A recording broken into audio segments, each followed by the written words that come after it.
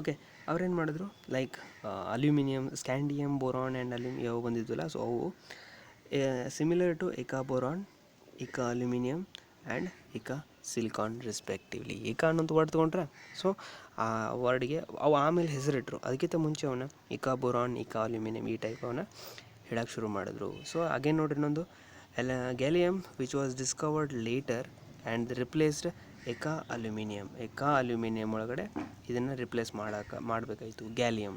ಅದೇ ಹೇಳಿದ್ವಲ್ಲ, scandium, gallium ಅದರೊಳಗಡೆ. So that is a point. Next point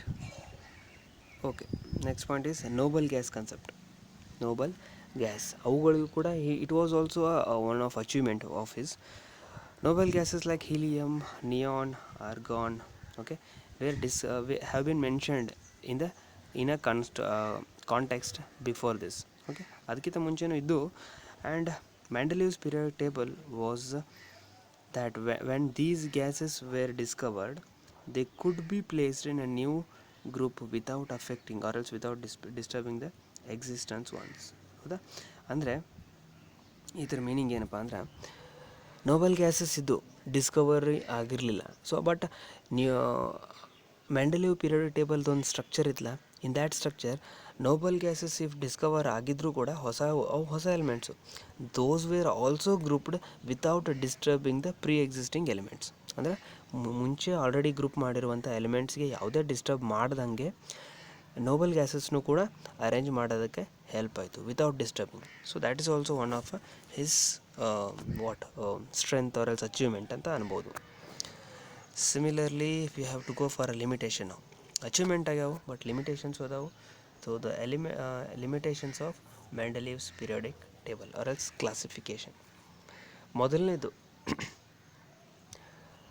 ಮೊದಲು ಒಂದು ಪಾಯಿಂಟ್ ಹೇಳ್ಬಿಟ್ಟು ಕೆಳಗೆ ಬರ್ತದೆ, ಮುಂದೆ ಹೋಗೋಣ. ಬಿಕಾಸ್ ಇದೇ ಒಂದು limitation. First one, no fixed position can be given to the hydrogen in the periodic table. Mendeleev's periodic table ಒಳಗಡೆ ಹೈಡ್ರೋಜನ್ಗೆ ಒಂದು ಫಿಕ್ಸ್ ಜಾಗ ಕೊಡೋಕ್ಕಾಗಲಿಲ್ಲ. He could not able to give us fixed place to the hydrogen element. Why ಅಂತ question ಕೇಳಿದ್ರೆ ಹೇಳ್ತೇನೆ ಈಗ. Electronic configuration of hydrogen resembles the alkali metals. Electronic configuration ತೊಗೊಂಬಂದ್ರೆ, ವಾಟ್ ಈಸ್ ಎಲೆಕ್ಟ್ರಾನಿಕ್ ಕಾನ್ಫಿಗರೇಷನ್ ಅಂತ ನೀವು ಕೇಳ್ಬೋದು. ಅದು ನಿಮ್ಗೆ ಹಿಂದಿನ ಕ್ಲಾಸ್ ಒಳಗೆ ನೀವು ಕಲ್ತಿರ್ಬೋದು.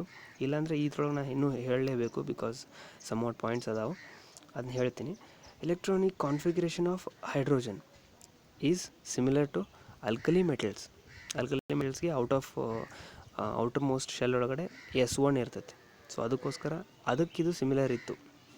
And like alkali metals, hydrogen combines with halogens, oxygen and sulphur to form compounds.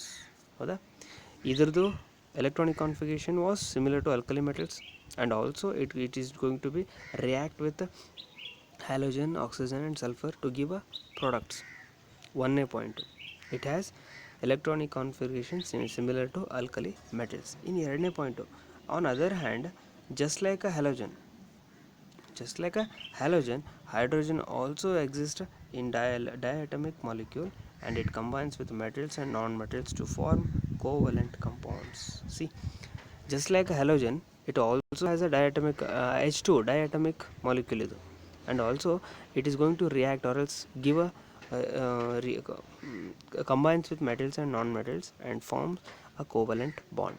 ಇದು ಒಂದರೆ ಆಲ್ಕಲಿ ಮೆಟಲ್ಸ್ ಇದು ಫಾರ್ಮೇಷನ್ ಕೊಡೋಂಗಿಲ್ಲ, but it can give a covalent bond. ಯಾಕೆ ಆಲ್ಕಲಿ ಮೆಟಲ್ಸ್ ಕೊಡೋಂಗಿಲ್ಲ? ಕ್ವೆಶನ್ನು ನಾನು ಆಮೇಲೆ ಹೇಳ್ತೀನಿ, ನೀವು ಒಂದು ಸ್ವಲ್ಪ ತಲೆಯಾಗ ಹುಳ ಬಿಟ್ಕೊರಿ.